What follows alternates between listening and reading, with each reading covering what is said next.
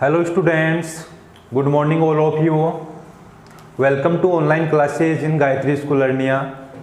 Today we shall read a poem, chapter 15, part 0 first.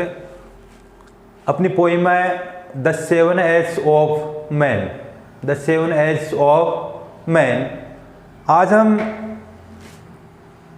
Book को start करते हैं और बुक में भी पोइट्री को स्टार्ट करते हैं. सबसे पहले पोइट्री को लेते हैं. तो पोइट्री में देखिए ये पोइम्स है आपके सिलेबस में. कौन सी पोइम है? The 7 A's of man. अब देखिए इस पोइम को समझना आप अच्छी तरह से. पोइम के क्वेश्चन आंसर कैसे होते हैं, कैसे जो रेफरेंस कॉन्टेक्स्ट एक्सप्लेनेशन है वो किस प्रकार से की जाती है किसी भी स्टेंजा की, वो सब मैं आपको इस वीडियो में बताने जा रहा हूँ. तो देखिए पोइम का नाम है द 7 A's ऑफ मैन. आपके सामने लिखा हुआ है द 7 A's ऑफ मैन. देखिए मानव की 7 अवस्थाएं, मानव की 7 अवस्थाएं. अब देखिए इसमें लिखने का जो ढंग है आपका, आपको पता है ये है पोइम. क्या है? पोइम है ये, मतलब जिसको बोलते हैं कविता. क्या बोलते हैं? कविता है ये, पोइम है. अब इसमें पोइम, ये ध्यान में रखिए, पोइम को कौन लिखता है? पोइट लिखता है हमेशा, ये ध्यान में रखना. या तो पोइट होगा, पोइम को कौन लिखेगा? पोइट लिखेगा या पोइटेस. कौन लिखेगा? पोइट या पोइटेस. समझ गए? पोइट का मतलब होता है कवि और पोइटेस का मतलब कवियत्री होता है. तो पोइट पोइटेस भी लिख सकता है, पोइटेस भी हो सकती है या पोइट भी हो सकता है, दोनों को समझना आप. लेकिन आप वहां पर राइटर, ऑथर वगैरह जो ये वर्ड हैं यूज नहीं कर सकते. इसका विशेषकर ध्यान रखना. आप किसका ध्यान रखोगे? किसी भी पोएम को आप पढ़ रहे हो तो उसमें राइटर का मतलब भी क्या होता है? राइटर का मतलब लेखक होता है, लिखने वाला. ऑथर का मतलब भी क्या होता है? लेखक होता है. तो दोनों वो यहाँ पर यूज नहीं कर सकते क्योंकि पोइम है, पोइम को पढ़ रहे हो तो क्या है? पोइट. तो पोइट लिखना है, मेन बात ये.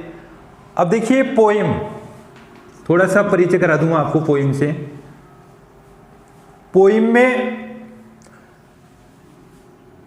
स्टेंजा होते हैं. क्या होते हैं? स्टेंजाज, जिनको क्या बोल सकते हैं हम? स्टेंजाज बोल सकते हैं इनको. तो पोइम में क्या होते हैं? स्टेंजा होते हैं. स्टेंजा मतलब जो 4 लाइंस का, 4 लाइंस का एक स्टेंजा बनेगा. या तो 4 लाइंस होंगी या 5. समझ गए? तो उनका क्या होगा? स्टेंजा होता है उसका. तो उस स्टेंजा में से आपके क्वेश्चन किस प्रकार से आ सकते हैं? या तो स्टेंजा देख सकता है और फिर पूछेगा आपको रेफरेंस, कॉन्टेक्स्ट और एक्सप्लेनेशन. क्या पूछेगा? रेफरेंस, कॉन्टेक्स्ट और एक्सप्लेनेशन. या फिर जो स्टेंजा है उसमें से छोटे क्वेश्चन भी पूछ सकता है. जैसे आपने पहले जो पैराग्राफ आते हैं 10th क्लास में, उसी में से छांट करके उत्तर देने होते हैं. तो ऐसे ही स्टेंजा में से भी दूसरा प्रकार यह है कि स्टेंजा में से भी आपको क्या देने पड़ सकते हैं? उत्तर देने पड़ सकते हैं छोटे छोटे. समझ गए? उसी प्रकार से पूछ सकते हैं. तो आपको अर्थ आना चाहिए. अब देखिए अभी बताया मैंने कि पोएम पढ़ रहे थे हम the 7 A's of man. First बात तो यह है कि आपको इसका यह मालूम होना चाहिए, यह ज्ञात होना चाहिए आपको कि जो पोइम है इसका पोइट कौन है. उसको आप याद कर लेना. क्या कर लेना? याद कर लेना आप कि पोइट का नाम याद होना जरूरी है. तभी आप रेफरेंस, कॉन्टेक्स्ट, एक्सप्लेनेशन कर पाओगे, अन्यथा नहीं कर पाओगे. तो देखिए आपके सामने ये पोइम है द 7 A's ऑफ मैन, मतलब व्यक्ति की 7 अवस्थाएं. तो किसके द्वारा कंपोज है ये? किसके द्वारा कंपोज है ये? रचना है. तो किसके द्वारा रची गई है ये? तो इसके जो पोइट हैं,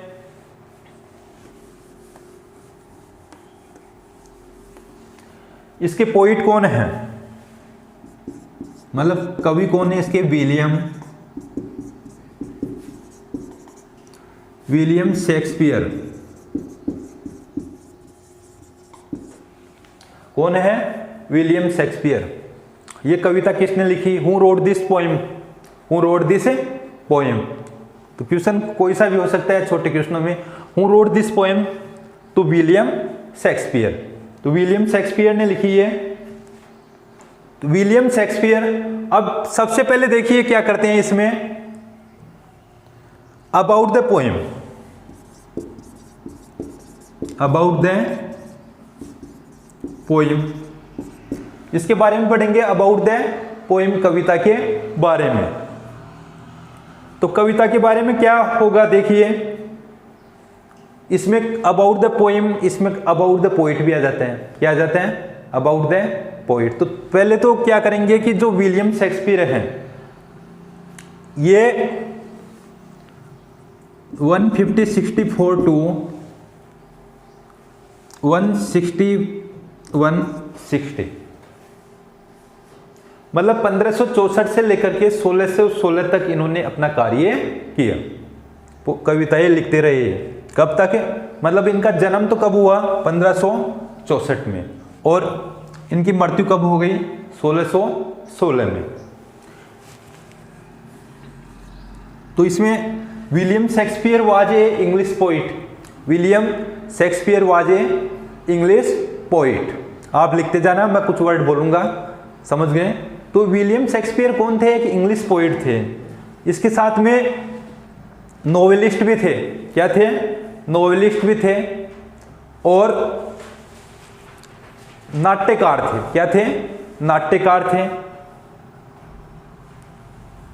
मेन क्वेश्चन क्या है? विलियम शेक्सपियर को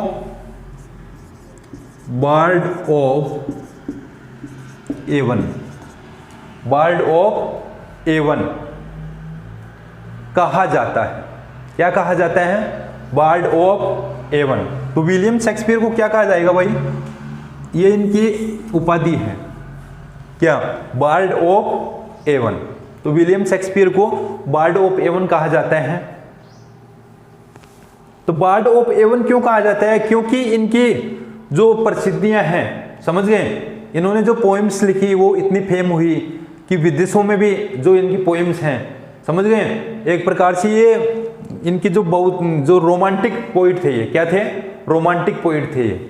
कौन? William Shakespeare. तो विलियम शेक्सपियर रोमांटिक पोइट थे। 1564 में क्या हुआ? इनका बर्थ हुआ, और डाइड कब हो गए?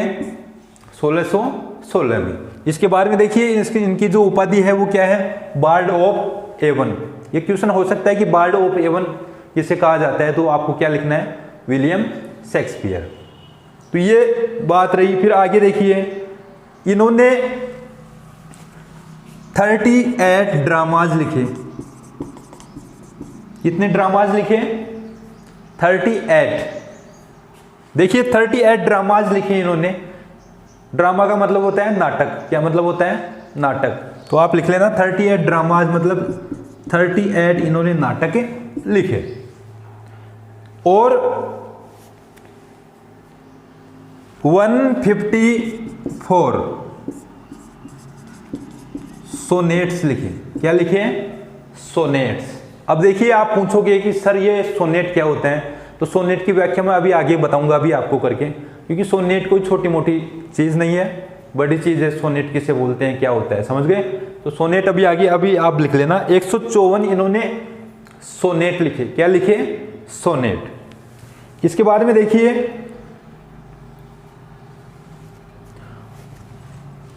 और टू लॉन्ग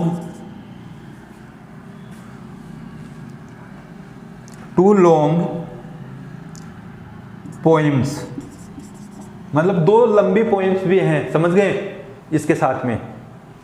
तो ये इनकी रचनाएं बता रहा हूं मैं, क्या क्या लिखा है इन्होंने। तो ये आप उतार देना साथ साथ में। तो इसमें देखिए 38 ड्रामा, 154 सोनेट्स, 2 लॉन्ग पोएम्स, 2 लंबी कविताएं भी लिखी इन्होंने, समझ गए। उतार लीजिए एक बार इसको आप, फिर मैं मिटाऊंगा।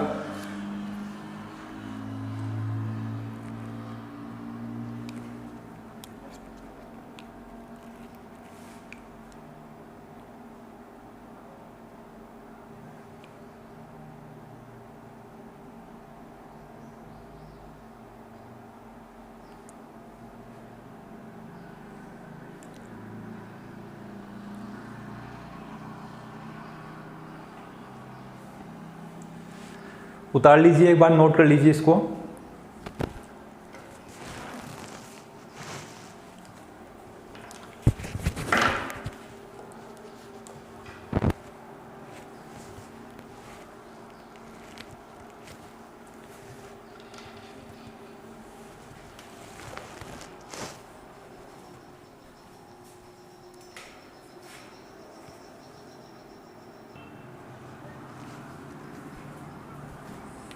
अब बात करें कि ये sir the seven age of man, ये जो पोइम है वो शेक्सपियर की कॉमेडी है एज यू लाइक इट। क्या है? एज यू लाइक इट, इससे ली गई है ये पोइम। कहां से ली गई है? As you like it. तो एज यू लाइक इट से ली गई है ये पोइम, जो the seven age of a man है। समझ गए? तो ये भी क्वेश्चन हो सकता है कि ये पोइम कहां से ली गई है। तो कहां से ली गई है? As you like it. तो आप समझिए, एक एक वर्ड को समझा करके बताऊंगा मैं आपको। एज यू लाइक इट से ली गई है ये पोइम है, तो ये भी लिख लेना आप, एज यू लाइक इट से ली गई है। अब देखिए कुछ जो शेक्सपियर के, विलियम शेक्सपियर के कुछ नाटक बता रखे हैं, ड्रामाज बता रखे हैं, जो मेनली क्या हुए, पब्लिश हुए, समझ गए, फेमस हुए। तो वो ड्रामाज कौन कौन से हैं वो बता रहा हूं मैं।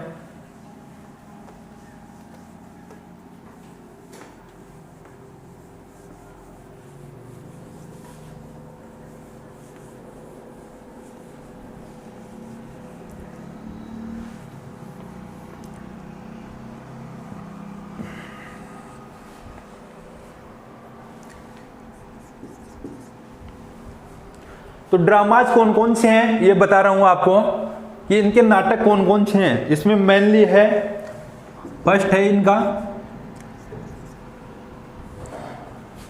हेमलेट। कौन सा है? हेमलेट। इसके बाद में सेकंड है ओथेलो। थर्ड है, ये बताए हुए हैं कि जो फेमस ड्रामाज हैं इनके जो मुख्य क्या है नाटक लिखे गए हैं। इसके बाद में देखिए King Lear, King Lear. King Lear के बाद में देखिए मैकबेथ, मैकबेथ। मैकबेथ के बाद में देखिए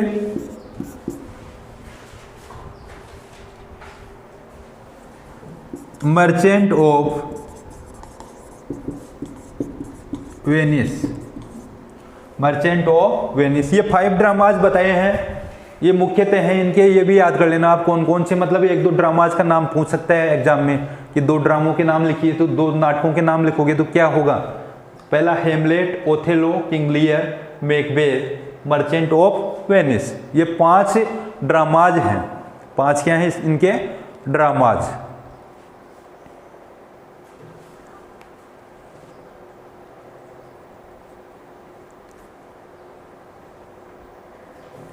लिख लीजिए 5 नाटकों के नाम इसके।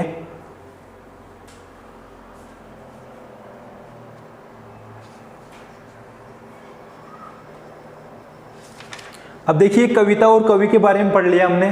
शेक्सपियर का जन्म पढ़ लिया, मृत्यु पढ़ ली, कौन सी कविताएं हैं इनकी, कौन सी रचनाएं हैं, समझ गए। अब बात कर रहा था मैं सोनेट की। किसकी बात कर रहा था? सोनेट। तो सोनेट की डेफिनेशन लिखी है। सोनेट क्या होता है समझाता हूं आपको।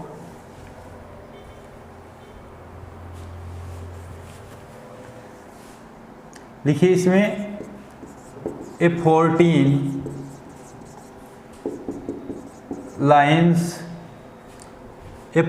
लाइन्स पोएम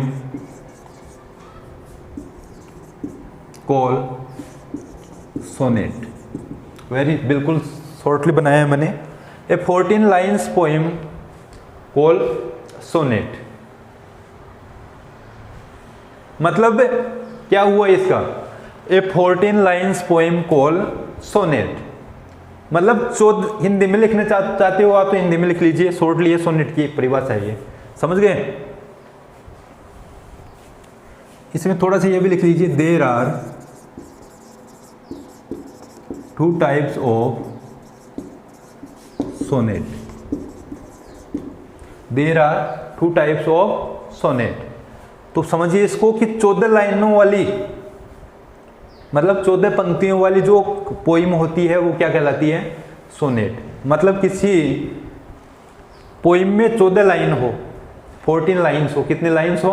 14 लाइन्स हो, तो वो क्या कहलाती है? सोनेट कहलाती है। सोनेट कितने प्रकार के होते हैं? 2 प्रकार के होते हैं। कितने प्रकार के होते हैं? 2 प्रकार के। उतार लीजिए। तो सोनेट का मतलब समझ गए होंगे कि सोनेट क्या होता है, समझ गए? अभी बता दिया मैंने कि जो 14 लाइनों वाली कविता होती है वो क्या कहलाती है? सोनेट कहलाती है। अब देखिए जो ये हम पोइम पढ़ रहे थे, आपके सामने है द 7 As ऑफ मैन, समझ गए? अब इसमें देखिए, मैं देख के बताता हूँ अभी आपको, आपके पास बुक भी नहीं है तो कितनी ये सोनेट है या नहीं है, समझ गए? तो इसमें लाइंस कितनी है अभी बताता हूँ मैं आपको।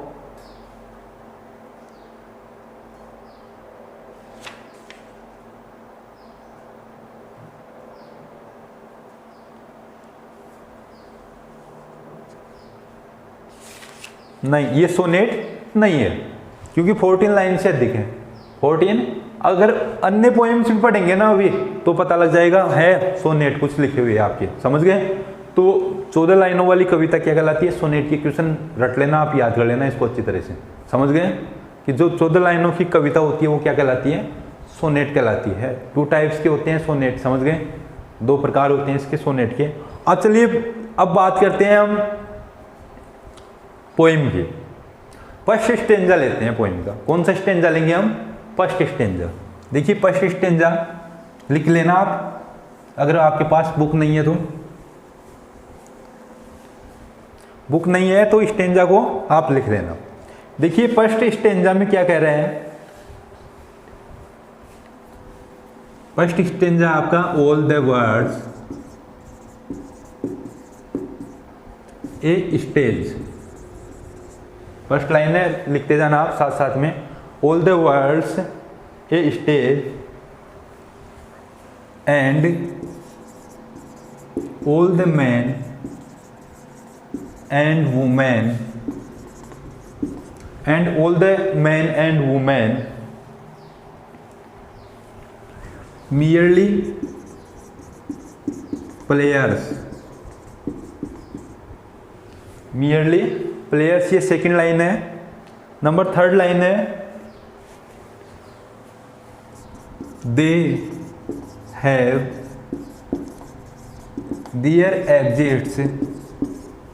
दे have their exits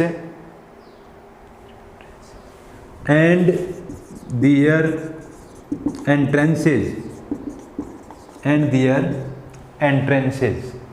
Number 4 line and one man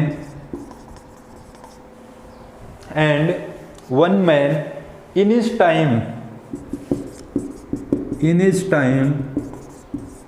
and one man in his time plays many parts. plays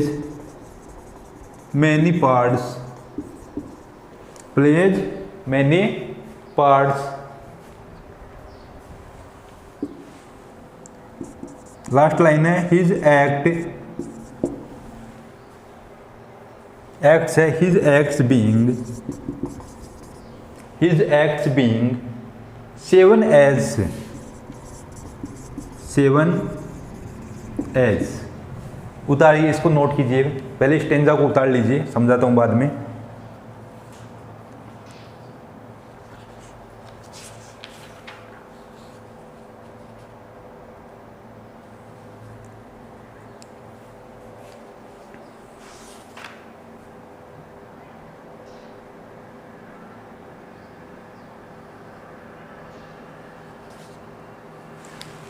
अब देखिए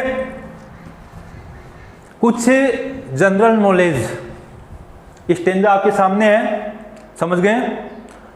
कुछ जनरल नॉलेज की बातें बता रहा हूं पोइट्री से रिलेटेड में। इसकी जो पोइट्री की जो शब्दावली है वो बता रहा हूं मैं आपको। अच्छे नंबर लाने के लिए क्या करते हैं? इस सबसे अच्छे नंबर लाने के लिए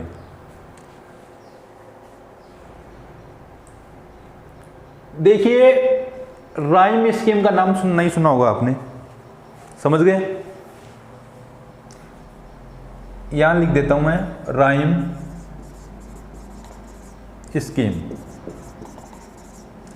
आपका होगी सर राइम स्कीम क्या होता है। देखिए राइम किसको बोलते हैं वैसे, राइम कविता को ही बोलते हैं, लेकिन शॉर्ट पोइम होती है, बिल्कुल बच्चों के लिए होती है ना। किसके लिए होती है, बच्चों की पुस्तकों में जो लिखी जाती है उसको क्या बोलते हैं, राइम बोलते हैं। क्या बोलते हैं, राइम। अब स्कीम, अब राइम स्कीम निकाली जाती है। राइम स्कीम जैसे मान लीजिए ये जो स्टेंजा है, समझ गए, इस स्टेंजा की आप राइम स्कीम निकालोगे। क्या निकालोगे, राइम स्कीम। तो किस प्रकार से निकाल पाओगे राइम स्कीम, तो राइम स्कीम इस प्रकार से निकालते हैं। जैसे मान लीजिए फर्स्ट वाली जो लाइन है, इसका जो अंतिम वर्ड है वो क्या है, अंतिम ई आ रहा ना, ई, समझ गए। सेकंड वाली का क्या है, एस। क्या है, एस। थर्ड वाली का भी क्या है, एस। और फोर्थ वाली का भी क्या है, एस। और फिफ्थ वाली का भी क्या है, एस। अब इसमें क्या करते हैं कि जो फर्स्ट लाइन होती है उसको ए नाम दे देते हैं। क्या नाम दे देते हैं, ए। क्या नाम दे दिया इसको, ए दे दिया। इसके बाद में सेकंड वाला देखिए, and the all the man and womens merely players, इसको क्या नाम देंगे हम।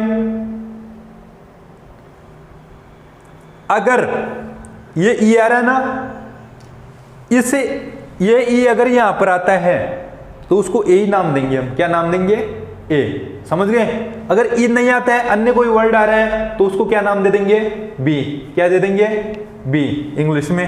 तो ये ई नहीं है ना, इसलिए क्या लिखूंगा, बी लिख दिया। अब देखिए यहां एस था, तो यहां भी क्या आ रहा है, एस। तो यहां क्या लिखूंगा आगे मैं, बी। क्या लिखूंगा, बी, समझ गए। इसके बाद में देखिए यहां भी क्या आ रहा है, अब आप कहोगे सर एस नहीं आता। अगर यहां तीसरी लाइन में क्या नहीं आता, एस नहीं आता, समझ गए। तो एस नहीं आता तो सीधी सी बात है सी लिख देते। क्या लिख देते, सी। तीसरी लाइन की बात कर रहा हूं मैं, समझ गए। अगर यहां तीसरी लाइन में मान लीजिए ई आ जाता, क्या आ जाता, ई, तो क्या नाम देता मैं, ए। क्या देता, ए, क्योंकि ए ऊपर दे दिया ना, उसी प्रकार से। तो ये एस है तो इसको क्या लिख देंगे, बी। क्या लिख देंगे, बी।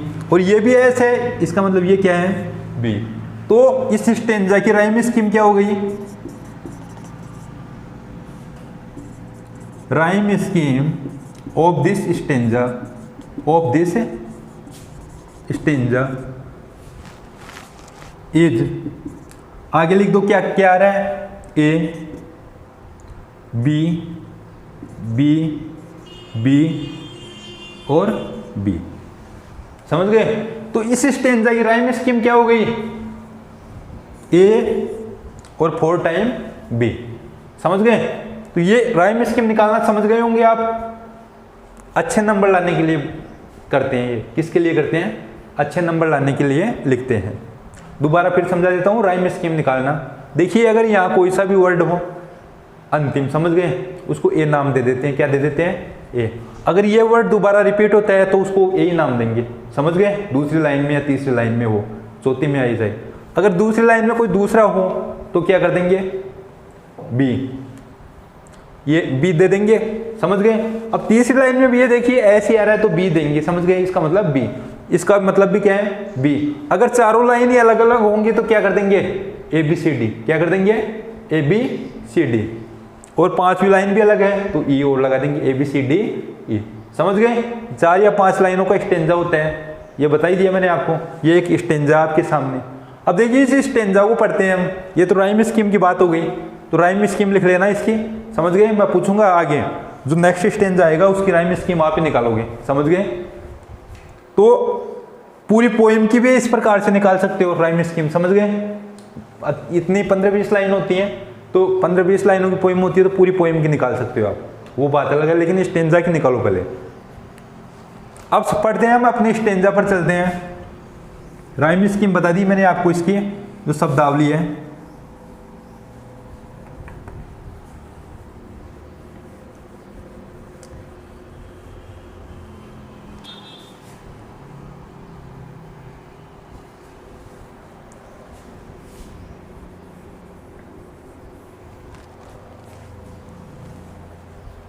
अब देखिए बात करते हैं, इसको समझते हैं स्टेंजा को क्या कह रहा है कवि विलियम शेक्सपियर क्या कहते हैं। देखिए फर्स्ट लाइन देखिए, all the words a stage. William Shakespeare says that all the words a stage. मतलब विलियम शेक्सपियर कहते हैं कि सारी दुनिया, ऑल द वर्ल्ड का मतलब क्या है, सारी दुनिया या संसार, समझ गए, सारी दुनिया क्या है, all the words is a stage. जो पूरी दुनिया क्या है, एक स्टेज है, मतलब एक मंच है। तो पूरी दुनिया को शेक्सपियर क्या बताते हैं, स्टेज बता रहे हैं। क्या बता रहे हैं, स्टेज। मतलब सारी दुनिया क्या है, एक मंच है, स्टेज है। अब देखिए ये जो फर्स्ट लाइन है इसका अर्थ क्या हुआ कि सारी दुनिया क्या है, एक मंच है। आप लिखते जाना, बाद में भूल जाओगे। सारी दुनिया क्या है, स्टेज है। कौन कह रहे हैं, विलियम शेक्सपियर कह रहे हैं। तो यहां पर मेटाफर है, इसमें क्या है, मेटाफर का यूज किया गया है। मेटाफर क्या होता है, जो रूपक अलंकार का नाम सुना होगा आपने हिंदी में, समझ गए, उसको बोलते हैं मेटाफर, समझ गए। तो जो फर्स्ट लाइन है इसमें मेटाफर का यूज किया गया है। किसका यूज किया गया है, मेटाफर, रूपक अलंकार का यूज किया गया है। क्योंकि पूरी दुनिया को क्या बता रहा है, एक मंच बता रहा है। क्या बता रहा है, मंच। इसलिए यहां पर अर्थ आई गया इसका, समझ गए। तो पूरी दुनिया क्या है, मंच है। इसके बाद में देखिए, and all the man and women merely players. Merely means that only, merely means that only. And all the man and women मतलब सभी महिलाएं एवं पुरुष, समझ गए। सभी व्यक्ति आप जोड़ सकते हो जिसमें सभी आ गए, समझ गए। सभी स्त्री और पुरुष क्या हैं, मियरली प्लेयर्स। सभी स्त्रियां और पुरुष मियरली प्लेयर्स हैं। मियरली केवल क्या हैं, अभिनेता हैं। क्या हैं, अभिनेता। प्लेयर का मतलब क्या है, आप दूसरी लाइन ये भी निकाल सकते हो इसका अर्थ, and all the man and women merely players. मतलब सभी स्त्री और जो पुरुष हैं वो केवल नाटक करने वाले हैं। क्या करने वाले हैं, नाटक करने वाले हैं या अभिनेता हैं। मियरली का मतलब बताया आपको क्या होता है, ओनली। क्या मतलब होता है, ओनली। इसके बारे में देखिए, they have their exits and their entrances. They have their exits. Exits का मतलब है प्रस्थान। एग्जिट्स का मतलब क्या है, प्रस्थान। ये देखिए एग्जिट्स कहां पर गया है, ये रहा। इसका मतलब क्या है, प्रस्थान। And their entrances. And their entrances का मतलब जानते होंगे, एंट्रेंसेज किसको बोलेंगे, प्रवेश। किसको बोलेंगे, प्रवेश, समझ गए। ये दोनों क्या है, दे हैव। दे किसके लिए रेफर हो रहा है यहां पर, दे किसके लिए रेफर हुआ है, मैन एंड वुमेन, समझ गए। इसके लिए कि जो सभी क्या हैं, स्त्री और क्या है, पुरुष हैं, समझ गए। दे हैव दियर एग्जिट्स मतलब वे प्रस्थान करते हैं। क्या करते हैं, प्रस्थान करते हैं और प्रवेश करते हैं। कहां पर प्रस्थान करते हैं और कहां प्रवेश करते हैं, थोड़ा सोचिए जरा। कहां पर प्रस्थान करते हैं और कहां प्रवेश करते हैं, तो इस मंच पर। कहां पर, मंच पर। आ गया समझ में। मंच पर प्रस्थान करते हैं और क्या करते हैं, प्रवेश करते हैं। सेकंड लाइन हो गई, दोबारा सुन लो। सारी दुनिया क्या है, एक मंच है। सभी स्त्री और पुरुष अभिनेता हैं, केवल क्या है, अभिनेता हैं। अभिनेता, प्लेयर्स में अभिनेता भी आ गया और अभिनेत्रियां, समझ गए। अभिनेता का जो ऑपोजिट क्या होता है, अभिनेत्री होता है, समझ गए। तो अभिनेता और अभिनेत्रियां हैं, समझ गए। इसके बाद में देखिए, दे हैव देयर एग्जिट्स वे प्रस्थान करते हैं इस मंच पर और प्रवेश करते हैं। या आप ऐसे लिख सकते हो कि वे इस मंच पर क्या करते हैं, प्रस्थान करते हैं और प्रवेश करते हैं। इसके बारे में देखिए, and one man only a single man, समझ गए। One man in his time, मतलब अपने समय में, जीवन काल में, plays many parts, plays many parts, मतलब कई भूमिकाएं क्या करता है, अदा करता है। प्लेज मैनी पार्ट्स मतलब एक व्यक्ति अपने जीवन काल में कई भूमिकाएं क्या करता है, अदा करता है। समझ गए, कई भूमिकाएं होती हैं एक व्यक्ति की अपने जीवन काल में। His acts being seven as, His acts, acts का मतलब है एक्शन या वर्क, क्या मतलब है, एक्शन या वर्क। तो His acts being seven as, तो His acts अभी बताया, एक्ट का मतलब कार्य, या ये जो भूमिकाएं हैं इनके लिए एक्स आ रहे हैं, किसके लिए आ रहे हैं, पार्ट्स, मैनी पार्ट्स है ना, इनके लिए आ रहा है ये क्या, x. His acts being seven as, His acts being seven as मतलब उसके जो ये क्या करते हैं, अभिनेता है, समझ गए, पहले बताया। तो ये 7 अवस्थाएं होती हैं इसकी, एक प्रकार से कितनी अवस्थाएं होती हैं, 7 अवस्थाओं में क्या करता है, अपने कार्य करता है। कितनी अवस्थाओं में करते हैं, 7 अवस्थाओं में। तो 7 अवस्थाओं में एक व्यक्ति कार्य करता है। मतलब ये जो अभिनय करते हैं ना, ये अभिनेता, वो कितनी अवस्थाओं में करते हैं, 7 अवस्थाओं में करते हैं। कितनी अवस्थाओं में करते हैं, 7 अवस्थाओं में। एक्स का मतलब अभिनय या कार्य, बात वो ये समझ गए। तो जो भी अभिनय करते हैं वो कितनी अवस्थाओं में करते हैं, कितनी स्टेज में करते हैं। देखिए स्टेज का मतलब मंच होता है, और एज कितनी होती हैं, 7, कितनी होती हैं, 7 व्यक्ति की। अब देखिए दोबारा समझिए, इसका पूरा अर्थ निकालेंगे। All the words stage, William Shakespeare कहते हैं कि पूरी दुनिया क्या है, एक मंच है।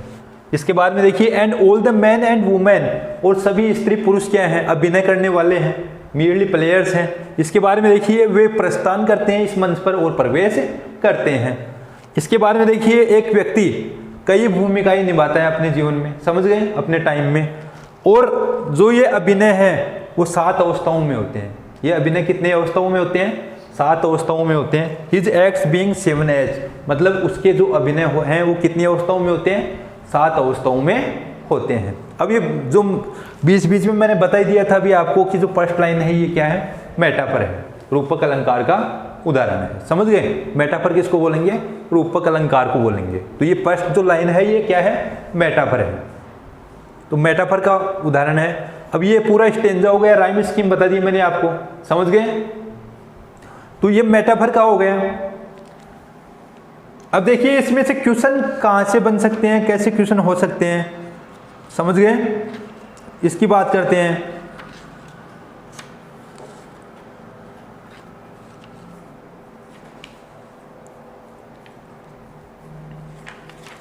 तो क्वेश्चन तो यही था इसका पहला, जो मैंने बता दिया आपको पहले ही, कि मेटाफर वाली लाइन कौन सी है, कौन सी लाइन, मेटाफर वाली लाइन कौन सी है। तो जो फर्स्ट लाइन है यही क्या है, मेटाफर वाली लाइन है। बस इससे यही क्वेश्चन निकलता है, समझ गए। अब देखिए इसकी सर ये जो रेफरेंस कॉन्टेक्स्ट एक्सप्लेनेशन, समझ गए। पहले मैं पूरी पोइम का आपको क्या बताऊंगा, हिंदी ट्रांसलेट बताऊंगा। क्या बताऊंगा, हिंदी ट्रांसलेट। और इसके बाद में जो एक्सप्लेनेशन करने का तरीका है, व्याख्या करने का तरीका है, वो बताऊंगा आपको एक एक, किस प्रकार से व्याख्या की जाती है, कैसे रेफरेंस लिखा जाता है, कॉन्टेक्स्ट कैसे लिखा जाता है। तो ये इस स्टेंजा का अर्थ आपने समझ लिया, उतार लिया होगा, एक बार नोट कर लो अगर नहीं किया हो तो।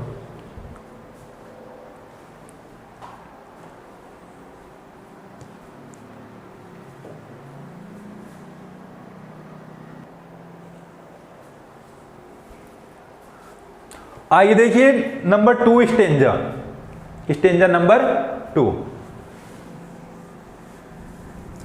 जब मैं स्टेंजा लिखूं उसी वक्त आप लिख लिया करो इसको।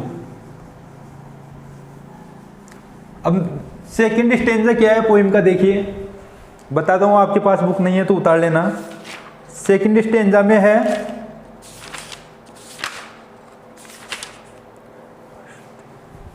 At first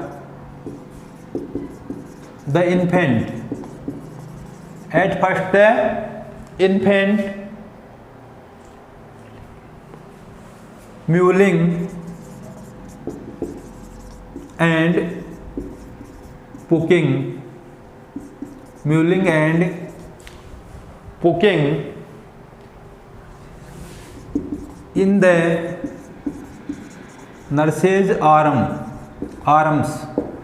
in the nurse's arms, then the whining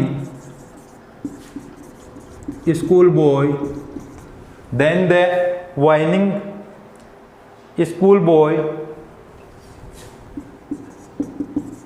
with his satchel, with his satchel है ये, with his satchel and shining morning face, and shining morning face creeping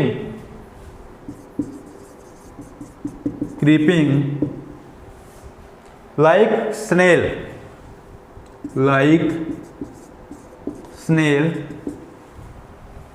last line लिखिए, unwillingly to school, unwillingly to school. अब देखिए unwillingly to school. अब आप ये stanza आपके सामने सेकंड स्टेंजा है पोएम का। कौन सा स्टेंजा है? Second stanza. अब आप क्या निकालोगे? इसकी राइम स्कीम निकालोगे तो निकाल लीजिए। आप देखिए, निकाल करके देखिए आपको निकालना आता है या नहीं निकालना आता है। अपनी कॉपी में निकाल करके देखिए। आप पहले बता दिया ना कि राइम स्कीम कैसे। इसका अंतिम वर्ड क्या है? ए, टी है ना, तो इसको तो ए नाम देना है आप अपने को। तो ये तो क्या है? ए। इसके बाद में देखिए यहाँ पर क्या है? एस दूसरा है, इसलिए बी देंगे इसको। फिर तीसरी लाइन में एल आ रहा है तो क्या देंगे इसको? सी। फिर चौथी लाइन में भी क्या आ रहा है? एल आ रहा है, इसको क्या देंगे? सी। समझ गए? इसके बाद में देखिए जो पांचवी लाइन है इसमें भी क्या आ रहा है? एल आ रहा है, तो ये भी क्या हो जाएगा? सी। तो ए बी सी सी सी, ये हो गए। समझ गए? इसकी राइम की स्कीम क्या हो गई? ए बी सी सी सी, ये इसकी राइम स्कीम हो गई। पोएम की शब्दावली में और भी आता है, जैसे मान लीजिए एक वर्ड होता है एलिट्रेशन।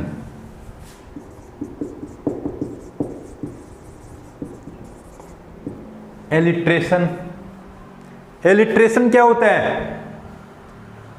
मतलब आपने हिंदी में पढ़ा होगा अनुप्रास अलंकार। कौन सा अलंकार? अनुप्रास अलंकार। मतलब किसी शब्द की बार बार क्या होती हो? पुनरावृत्ति होती हो। समझ गए? तो किसी भी शब्द की बार बार अगर पुनरावृत्ति होती है तो वहां पर लिख देते हैं हम कि एलिट्रेशन है।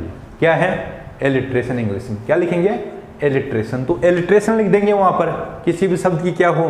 बार बार पुनरावृत्ति हो रही हो तो वहां पर एलिट्रेशन लिख देंगे।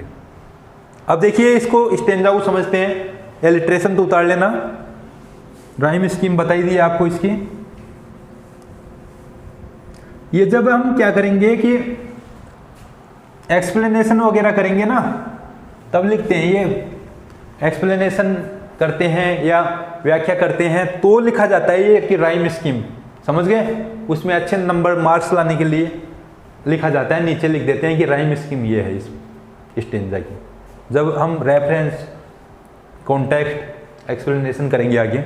अब देखिए सेकंड जो स्टेंजा इसको समझिए। Eight first the infant.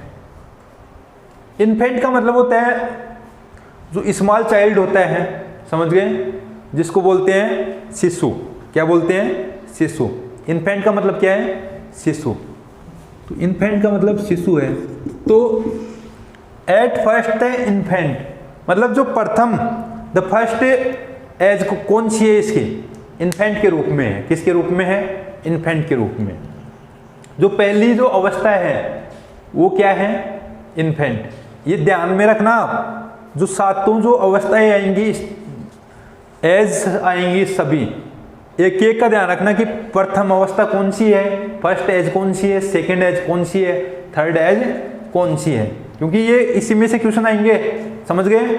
छोटे छोटे क्वेश्चन ही आएंगे पोइट्री के, बड़े तो रेफरेंस कॉन्टेक्स्ट वो हैं, समझ गए। तो छोटे क्वेश्चन ये का समझने का मतलब यही है कि जैसे मान लीजिए अभी आपके सामने आ गया कि जो फर्स्ट है वाली है वो कौन सी है, फर्स्ट एज आ गई ना, तो फर्स्ट एज क्या है, इन्फेंट, क्या है, एज ए इन्फेंट, एक इन्फेंट के रूप में,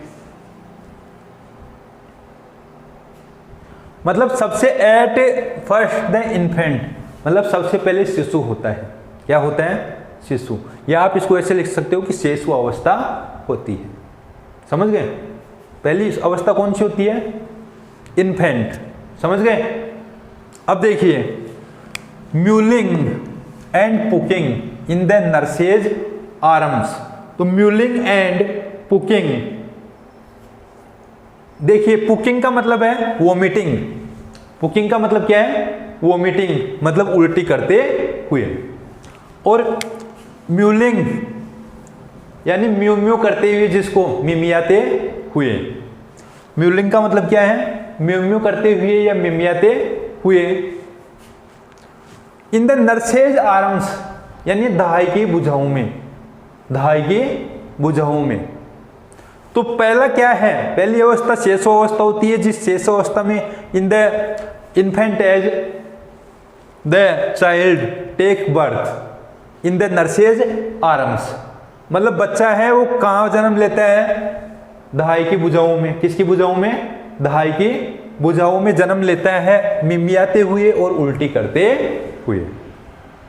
ये इसकी कैरेक्टरिस्टिक बता रहा है, विशेषताएं, इसकी विशेषता बता रहा है यहाँ पर, समझ गए कि पहली जो अवस्था होती है इन्फेंट के रूप में होती है, और इन्फेंट है मतलब शिशु दहाई की भुजाओं में पुकिंग करते हुए और म्यूलिंग करते हुए जन्म लेता है।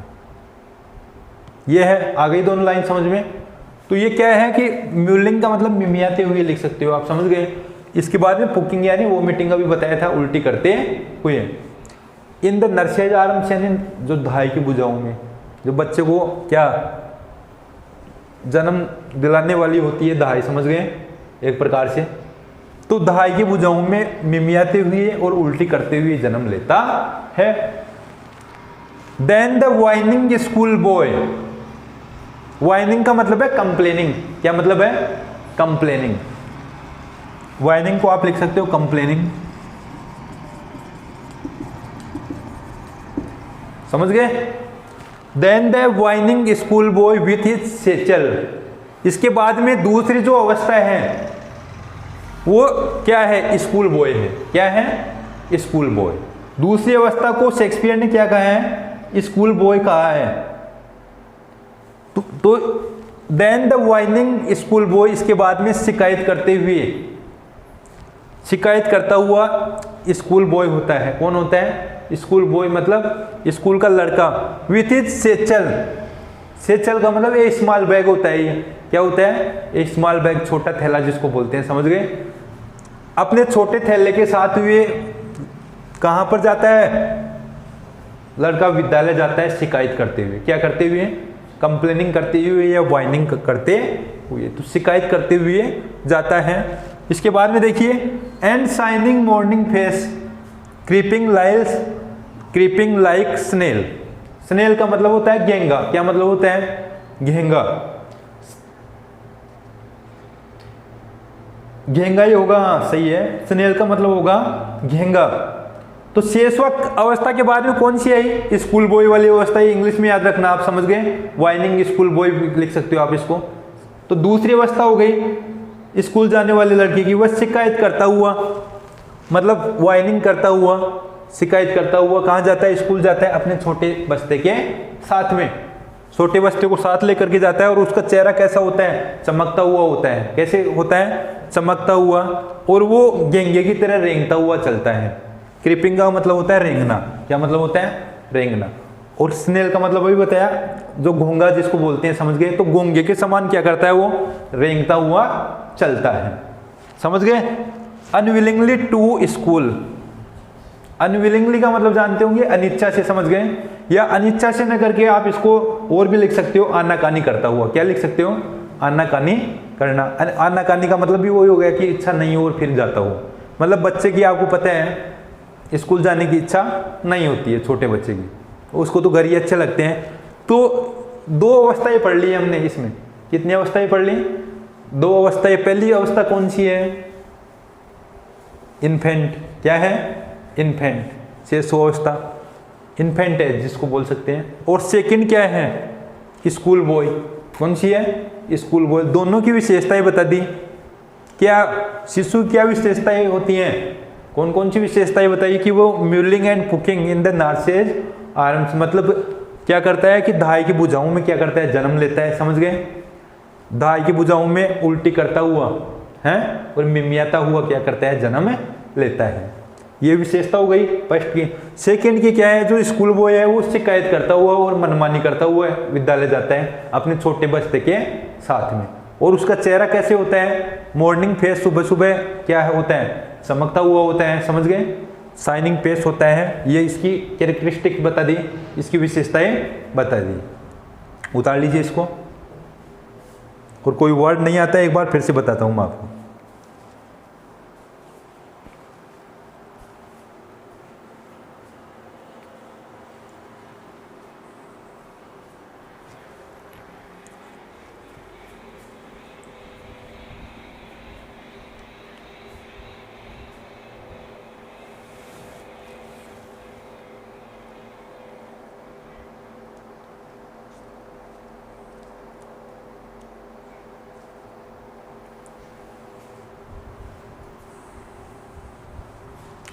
देखिए एक बार फिर से सुन लीजिए आप।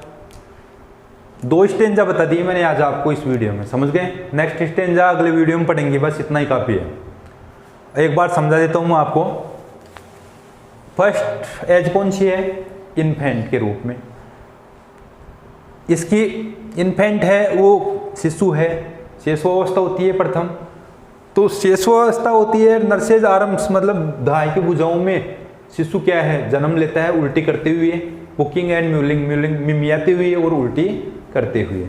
समझ गए? अर्थ बताई दिया। इसके बाद में बॉयनिंग स्कूल बॉय, दूसरी जो सेकंड स्टेज होती है वो कौन सी होती है? उसकी स्कूल बॉय। समझ गए? स्कूल बॉय की क्या विशेषताएं होती हैं? अपना छोटा थैला सेचल उसके साथ में होता है और चमकता हुआ चेहरा, घोंगे की तरह रेंगता हुआ और मनमानी करता हुआ कहाँ जाता है? वो स्कूल चला जाता है। ओके, तो ये 2 स्टेंजा हैं, ये आप कंप्लीट कर लेना। आज थोड़ा शब्दावली बताने में थोड़ा टाइम हो गया। अब जो बाकी जो स्टेंजाज हैं वो नेक्स्ट वीडियो में देखेंगे हम। उतार लीजिए और इनको पढ़ना दोनों को, जो स्टेंजा हैं। वर्ड मीनिंग बताई दी आपको एक एक। Okay, thanks.